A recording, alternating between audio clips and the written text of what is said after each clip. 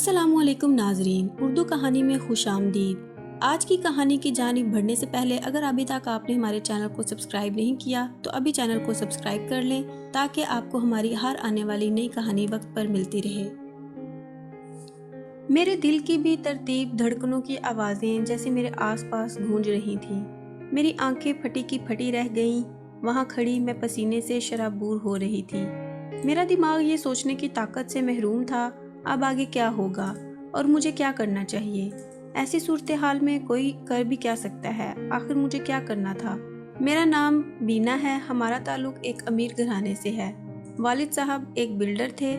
मुझे मेरे घर में हर किस्म की सहूलत हासिल थी, पर शादी के मामले में मुझे मेरी मर्जी करने की इजाज़त नहीं थी।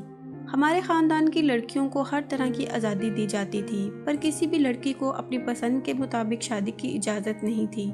मेरी माँ जब 16 साल की हुई थी तभी उनकी शादी उनसे दुगनी उम्र के मगर एक अमीर तरीन शख्स से कर दी गई और इनकी माँ ने उनके लिए यही मुनासिब समझा। मुझे अपने साथ भी यही सलूक होने का अंदाज़ा नहीं था। मेरे लिए जब फरहाद का रिश्ता आया मेरी उम्र 16 साल थी। फरहाद मुझसे 17 साल बड़े थे, पर मेरे घर वालों ने मेरे लिए ये रिश्ता मुनासिब समझा, जबकि मैंने अपनी तरफ से एहतजाज भी किया। तुम पागल तो नहीं हो गई? आखिर क्या कमी है फरहाद में? अच्छी शक्लो सूरत का है, अमीर है, और क्या चाहिए? सिर्फ 17 साल बड़ा है तुमसे, जबकि तुम्हारे बाप मुझसे 22 साल बड़े थे। तो क्या मैं इनके साथ एक अच्छी ज़िंदगी नहीं गुजारी? क्या मैं उनके साथ खुश नहीं हूँ? मेरी माँ ने मुझसे सवाल किया।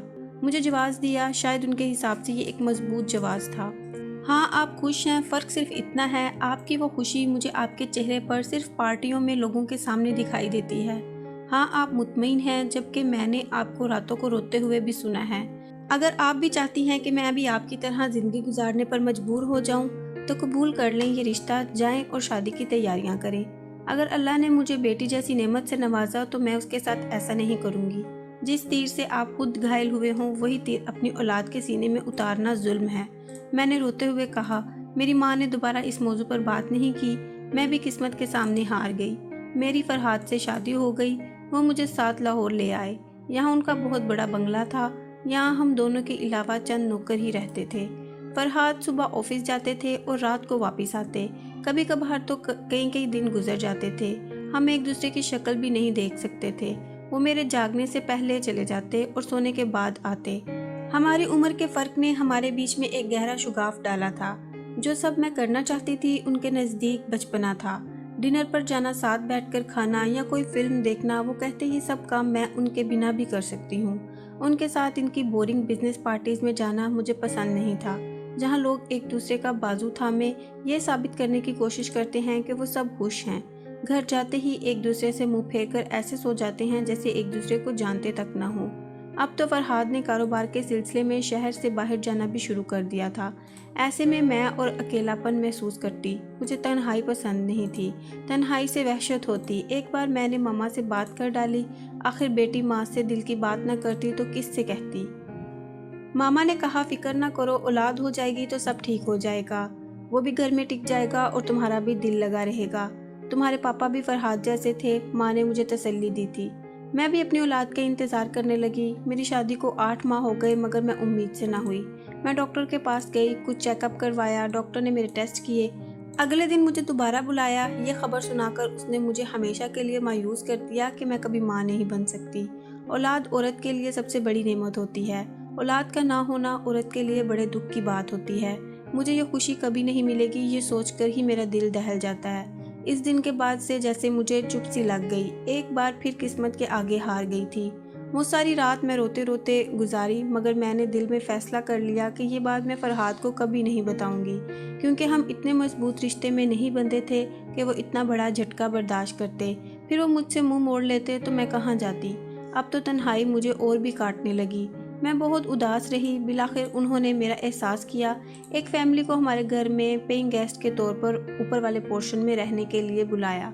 वो कुल 3 लोग थे, एक बूढ़े अंकल, आंटी और उनका बेटा। ये लोग फरहाद के वाकिफ और बहुत अच्छे थे।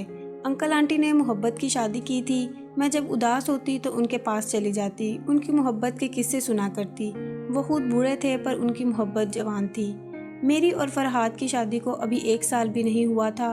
लगता था कि हमने सदियां एक साथ झेली हैं और दोनों ही बूढ़े हो गए हैं। उनका बेटा अली मेरा हम उम्र था। कभी कभी उससे सलाम दुआ हो जाती। वो बहुत खूबसूरत और पुरकशिश शख्सियत का मालिक था। मैट्रिक का स्टूडेंट था। मैंने अक्सर उसे पढ़ते हुए ही देखा था। शायद शाम में कोई कंप्यूटर कोर्स करने जाता था। अक्सर मुझसे अपनी पढ़ाई के बारे में बात कर लेता। एक बार अंकल आंटी को हज के लिए जाना था। उन्होंने मुझसे दरख्वास्त की मैं अली के खाने पीने का ख्याल रखूं तो मेहरबानी होगी। मैंने कह दिया कि उनको फिक्र करने की ज़रूरत नहीं है, आखिर खाना नौकर ही बनाते हैं, तो जहां 2 लोगों का खाना बनता है वहां 3 का भी बन जाएगा। ये लोग हज के लिए रवाना हो गए। अगले ही दिन फरहाद भी काम के सिलसिले में 15 दिन के लिए कराची चले गए। अब घर में ज़्यादातर मैं और अली होते। एक शाम शायद वो कंप्यूटर एकेडमी से वापस आया। मैं हॉल में बैठी चाय पी रही थी। उसने मुझे सलाम किया। मैंने उसे चाय पीने की ऑफर की। वो मेरे साथ ही बैठ गया। शुक्रिया, चाय की बहुत तलब हो रही थी। खुद से चाय बनाकर पीना अच्छा नहीं लगता। मैंने कहा बता दिया करें, मैं आपके लिए चाय भिजवा दूंगी। कहने लगा दरअसल मुझे अकेले बैठकर चाय पीने से कुफत होती है। मुझे उम्मीद नहीं कि आप ये कहें कि मैं आपके साथ बैठकर पी लिया करूं। अली ने खुद ही अपनी बात की और हंसने लगा, मगर मैं खामोश ही रही। कहने लगा आप मेरे साथ बैठकर चाय पी लिया करें, मुझे वैसे भी उलझन होती है। कहते हैं कि 2 एक जैसे लोग बहुत जल्द एक दूसरे के दोस्त बन जाते हैं। कुछ दिन में मैंने ये जान लिया कि अली बिल्कुल मेरे जैसा है। शायद इसलिए कि हमारी उम्र एक जितनी थी। वो बहुत ही हंसमुख किस्म का इंसान था। बात बात पर मजाक करना उसे खूब आता है। हमारे शौक सब मिलता था। रोज़ चाय की टेबल पर हम खूब बातें करते। हमने इस मौजू पर भी बात की कि मेरी शादी माँ बाप की मर्जी से हुई। फरहाद मुझसे मुख्तलिफ इंसान है। कहने लगा मैं तो आपको देखते ही समझ गया था कि आप उनके साथ खुश नहीं हैं। माफ़ कीजिएगा, वो मुझसे आपका तारुफ नहीं करवाते तो मैं यही समझता था कि आप तो उनकी बहन या बेटी हैं। ये बात करके अली बेसाख्ता हंस पड़ा। जब उसने देखा कि मैं संजीदा हूँ तो फौरन अपनी मुस्कुराहट पर काबू पाने लगा। कहने लगा ये आपका ज़ाती मामला है। मुझे सिर्फ इतना पता है कि ये ज़िंदगी गलत फैसलों की नज़र करने के लिए बहुत छोटी है। फिर अपनी पसंद से शादी करना कोई गुनाह नहीं। मैं तो हैरान होता हूँ कि लोग ऐसे क्यों जीना पसंद करते हैं। जिस इंसान को वो पसंद ही नहीं करते खुद को क्यों इसके हवाले कर देते हैं।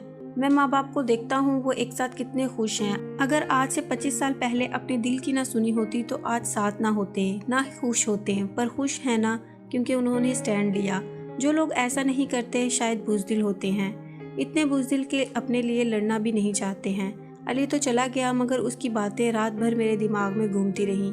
वो कोई इतनी बड़ी गहरी बात कर गया था कि मैं हैरान थी। अगले दिन मैंने एक फ़ैसला कर लिया। मैंने सोचा कि मैं अली की तरफ पेशकदमी करूं। अगर उसने मेरा हाथ झटक दिया तो मैं अपनी ज़िंदगी और हालात को कबूल कर लूँगी। अगर उसने भी जवाबन मेरी तरफ पेशकदमी की तो मैं अपने लिए ये कदम उठाऊँगी, क्योंकि मैं बुज़दिल नहीं हूँ। हम दोनों रोज़ की तरह बैठ के चाय पी रहे थे। आज मैं अली से कदरे करीब ही सोफे पर बैठी थी, जबकि मैं उसके साथ नहीं बैठा करती थी। उसने भी ये बात नोट नहीं की। शायद उसके दिल में वो जज्बात नहीं थे जो मेरे दिल में थे। मुझे अपने किए पर शर्मिंदगी हुई। एक दिन चाय पीते हुए मैंने उसे चीनी दान थमाया। मेरा हाथ उसके हाथ पर लग गया। उसने इस बार भी मुझे नोट नहीं किया, जबकि मैं उसे जानबूझकर अपनी तरफ रागिब कर रही थी। एक दिन मैं बड़े अजीब से एहसास के ज़ेरे असर थी। हम साथ बैठ के चाय पी रहे थे कि अचानक बात करते हुए मैंने अली के हाथ पर हाथ रखा। अगले ही पल वो मुझसे उठकर दूर हो गया। ये क्या कर रही हैं आप मिसिस फरहाद? पिछले चंद दिनों से आप क्या करने की कोशिश कर रही हैं? आप होश में तो हैं? आपने मुझे किस किस्म का इंसान समझ लिया? आपको पता है कि आप क्या कर रही हैं? अली फौरन बिफर गया और मैं तो शर्म से पानी पानी हो गई। मैंने सर झुका लिया। फिर अचानक मुझे अली के हंसने की आवाज़ आई। मैंने सर उठाकर उसे देखा। मैं बहुत हैरान हुई। उसने मेरी तरफ हाथ बढ़ाया। कहने लगा मुझे लगा था तुम कभी मेरी तरफ नहीं बढ़ोगी। वो इतनी मोहब्बत से बोला कि मेरी आंखों से खुशी के आंसू छलक पड़े। कहते हैं ना मोहब्बत अंधी होती है, पर गुनाह ना सिर्फ अंधा बल्कि बहरा भी होता है। उसे ना कुछ सुनाई देता है ना दिखाई देता है। हमारे साथ भी यही हो रहा था। हम अपने अलावा सारी दुनिया को भूल चुके थे। रात होते ही नौकरों से नज़र बचाकर मैं अली के कमरे में जाती। हम बातें करते, हंसते और छुपकर घर से निकल जाते। मुझे फरहाद की कोई फिक्र नहीं थी। आखिर उन्होंने आज तक मुझे दिया ही क्या था। हम दोनों एक दूसरे से अपनी मोहब्बत का इजहार करके एक दूसरे के हो गए। मैंने फैसला कर लिया कि मुझे अली के साथ ही रहना है। मैंने बहुत जल्द फरहाद को इस बारे में बताना था। अली को भी बताया कि मुझे अपनी मर्जी से जीने का हक है। तुम मेरी मोहब्बत हो, बस तुम्हें मेरा साथ देना होगा। علی نے کہا میں ہمیشہ تمہارے ساتھ ہوں، میں نے ایک تمہارے لیے خوبصورت تحفہ پلان کیا ہے، کل شام تم میرے گھر آنا، ٹھیک آدھے گھنٹے بعد تم میرے کمرے میں چلی آنا، مجھے یقین ہے یہ تمہاری زندگی کا سب سے بڑا تحفہ ہوگا جسے تم کبھی بھول نہیں سکو گی۔ علی کی بات سے میں خوش ہو گئی۔ اگلے دن علی گھر آ گیا۔ ایک آدھے گھنٹے بعد میں علی کے کمرے میں گئی۔ میں بہت اچھے طریقے سے تیار ہوئی تھی۔ میں جب اندر گئی تو علی ٹی وی کے سامنے کھڑا تھا، مجھے محبت بھری نگاہوں سے دیکھ رہا تھا۔ کہنے لگا اپنی آنکھیں بند کرو اور جب تک میں نہ کہوں آنکھیں نہ کھولنا۔ میں نے ایسا ہی کیا۔ شاید علی نے ٹی وی آن کیا تھا، کوئی فلم لگائی تھی، اس کی آواز پر میں چونک کر آنکھیں کھولنے لگی۔ فرق صرف اتنا تھا کہ میری مسکراہٹ اڑ گئی، جبکہ علی کے چہرے پر شیطانی مسکراہٹ تھی، جسے دیکھ کر میرا دماغ معاف ہونے لگا۔ میری آنکھوں کے آگے اندھیرا چھا گیا۔ یہ وہ ویڈیو تھی جو مجھے برباد کرنے کے لیے کافی تھی۔ کیسا لگا تمہیں میرا یہ تحفہ؟ ارے تم رونے کیوں لگی؟ دیکھو ہم ساتھ کتنے اچھے لگ رہے ہیں، کیا خیال ہے؟ یہ ویڈیو تو طوفان ہے، وہ طوفان جو تمہاری زندگی برباد کر دے گی۔ علی تم نے میری ویڈیو بنائی تھی، تم مجھ سے محبت نہیں کرتے؟ کہنے لگا میری بات غور سے سنو، اگر تم چاہتی ہو کہ میں تمہاری یہ ویڈیو تمہارے شوہر کو نہ دکھاؤں تو ہر ماہ مجھے منہ مانگی رقم دینا۔ اس کے علاوہ تم بھی روز میرے کمرے میں آؤ گی جیسے اب تک آ رہی ہو۔ اب میں تم سے یہ نہیں پوچھوں گا کہ تمہیں یہ سب منظور ہے یا نہیں، مجھے نہیں لگتا تمہارے پاس کوئی اور راستہ ہے۔ علی ہنسنے لگا، تم نے مجھے دھوکا دیا، کیا وہ سب جھوٹ تھا؟ تم پہلے دن سے ہی میرے ساتھ کھیل کھیل رہے تھے۔ میں بمشکل اتنا ہی بولی، ہاں اور کیا، ہم جیسے لوگ تو مرتے ہیں ایسی آسائشوں کے لیے جن میں رہ کر بھی تم خوش نہیں ہو۔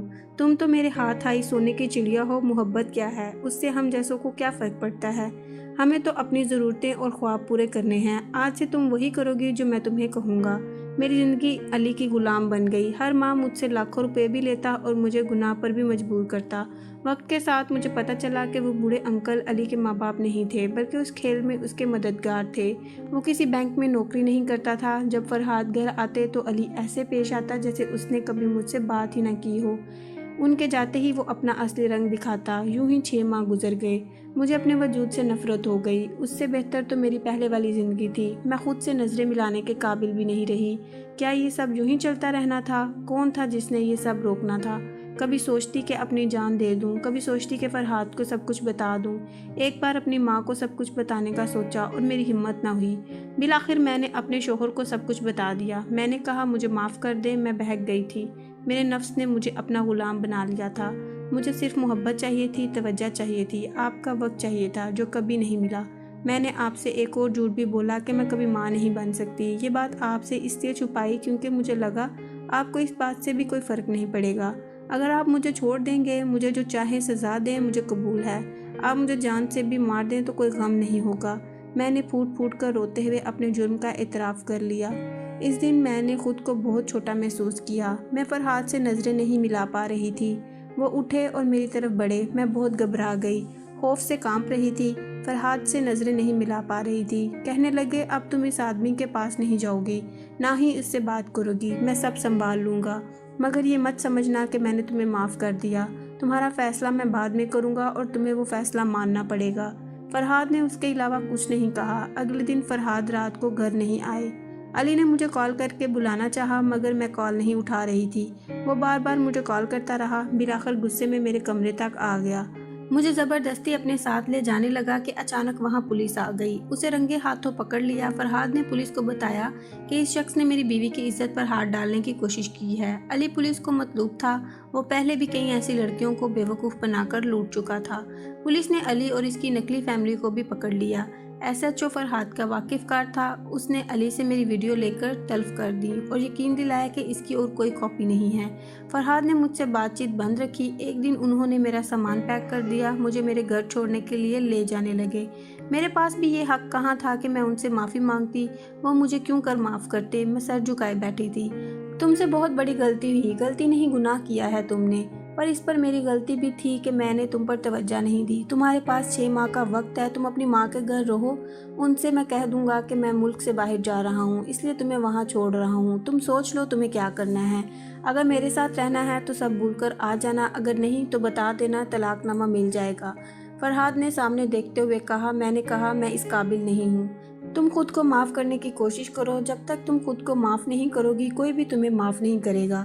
میرے پاس تمہیں دینے کے لیے یہ آخری موقع ہے۔ فرحاد مجھے اپنی ماں کے گھر چھوڑ کر خود وہاں سے چلے گئے۔ 6 माह बाद मैं अपने घर चली आई, तब से आज फरहाद ने कभी इसका जिक्र तक नहीं किया। मैंने फरहाद को कितना गलत समझा, पर वो कितने अच्छे इंसान थे। नफ्स के रास्तों पर सिर्फ बर्बादी ही आपकी मुंतज़िर है। पाक रिश्ते जैसे भी हों वो आपके लिए ठीक होते हैं। आज मैं अपने शोहर के साथ बहुत खुश हूँ। आपको अगर ये कहानी अच्छी लगी है तो इस वीडियो को लाइक कीजिए और चैनल को सब्सक्राइब कीजिए।